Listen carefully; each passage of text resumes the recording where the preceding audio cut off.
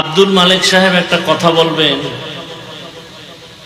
আর তার কথার কাউন্টার দিয়ে কেউ সামনে দাঁড়াবে, এমন কোন টুপিওয়ালা আছে আমার মনে হয় না।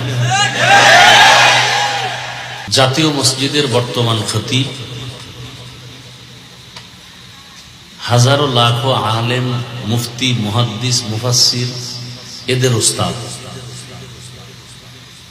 ভালো করে কথাগুলো খেয়াল রাখবেন। বাংলাদেশে যদি সর্বোচ্চ লেভেলে 2-3 জন আলেম থাকেন, তাহলে এর মধ্যে আব্দুল মালিক দামাত বারাকাতুহু একজন। দেখছেননি তার চলাফেরার হালাত কতটা নরমাল।